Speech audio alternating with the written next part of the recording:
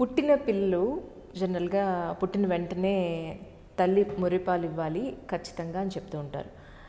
In case అలా కాని పక్షంలో హెల్త్ చాలా డిస్టర్బ్డ్గా ఉంటుంది. ఇది ఎంతవరకు నిజం అంటారు? చాలా అపోహలు ఉన్నాయి వీటి మీద. ఇన్ని రోజుల్లోపే ఇవ్వాలి, ఇన్ని గంటల్లోపే ఇవ్వాలి అని చెప్పని. సో దాని మీద మీ క్లారిటీ ఒకసారి. ఆ పాలని కొలెస్ట్రామ్ అంటారు. కొలెస్ట్రామ్లో చాలా యాంటీబాడీస్ ఉంటాయి. అండ్ తల్లి పాలల్లో ఫస్ట్ వచ్చే పాలు గంటలోపే ఇవ్వాలి అనేది ఉంది, ఇఫ్ పాసిబుల్. కానీ గంటలోపు ఇవ్వకపోతే ఆ కొలెస్ట్రామ్ ఏమీ డిసపియర్ అవ్వదు, ఆ ముర్రిపాలు ఏమీ పోవు. అయితే ఫస్ట్ గంటలోపే ఇవ్వమని ఎందుకు ఇన్సిస్ట్ చేస్తారంటే, బేబీ పుట్టిన తర్వాత ఫస్ట్ అవర్ యాక్టివ్గా ఉంటుంది. ఓకే. ఆ తర్వాత ఒక లాంగ్ స్లీప్ తీసుకుంటుంది. బేబీ అలసిపోయి వస్తుంది బయటికి రావటం, న్యూ ఎన్వైరన్మెంట్, లోపల హ్యాపీగా కోజీగా ఉన్న baby suddenly it's pushed into the world and మదర్తో కట్ ఆఫ్ అయిపోయి ఇప్పుడు ఇండిపెండెంట్ లైఫ్ స్టార్ట్ అవుతుంది. సో ఒక గంట it will be very interested in the surroundings, ఏం జరుగుతుంది ఏంటి. అండ్ స్వతహాగానే దేవుడు కొన్ని రిఫ్లెక్సెస్ పెట్టి పంపిస్తాడు. అంటే మదర్ బ్రెస్ట్ని ల్యాచ్ ఆన్ అవటం, ఇవన్నీ చాలా ఇన్బిల్ట్ థింగ్స్ అనమాట. సో ఇవన్నీ మర్చిపోయి మనము వేరేవి నేర్పించే లోపు ఫస్ట్ తెలిసినవి చేపిస్తే ఆ నెక్స్ట్ ఒక 6 hours స్లీప్ ఉంటుంది. ఓకే. ఈ స్లీప్ లోపే ఫస్ట్ సకింగ్ జరిగితే కొలెస్ట్రామ్ సెక్రీషన్ ఒకటి జరుగుతుంది. And most importantly latching on, baby breast పట్టుకుని సక్ చేయటం అనే ఫినామినా ఆ తర్వాత తంటాలు పడాల్సింది చాలా న్యాచురల్గా జరిగిపోతుంది.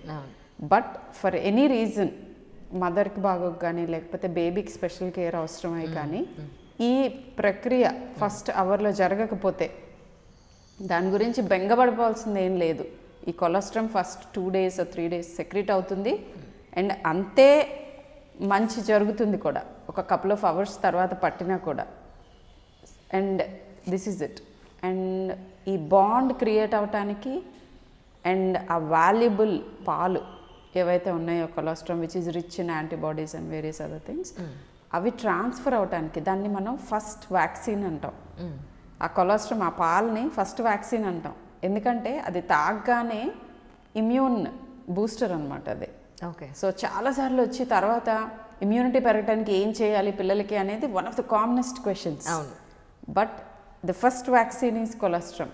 తల్లి పాలు, ఎక్స్క్లూజివ్ బ్రెస్ట్ ఫీడింగ్ 5 months చేయటం, అంత ఇమ్యూన్ బూస్ట్ ఇంకా ఏదీ లేదు. Simply put.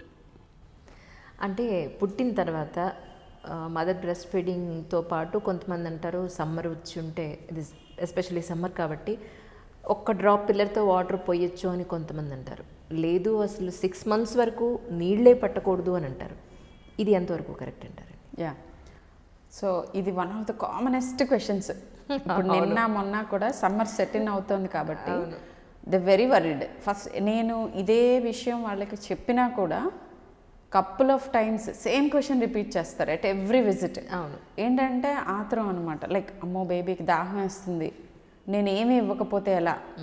But get this straight, ఏదైతే మన బాడీ డిజైన్ ఉందో, నేచర్ మనకి డిజైన్ చేసి ఇచ్చిందో, దాన్ని మించిన డిజైన్ ఏది లేదు. ఒక్క బ్రెస్ట్ మిల్కే కాదు, anything. It's the most amazing thing అనమాట. బ్రెస్ట్ మిల్క్లో మనకు కావాల్సిన ఫుడ్, మనకు కావాల్సిన water, and it is so dynamic, change అవుతూ ఉంటుంది. బ్రెస్ట్ మిల్క్ సమ్మర్లో వేరుగా సీజనల్గా కూడా చేంజ్ అవుతుంది టు సూట్ ద బేబీ.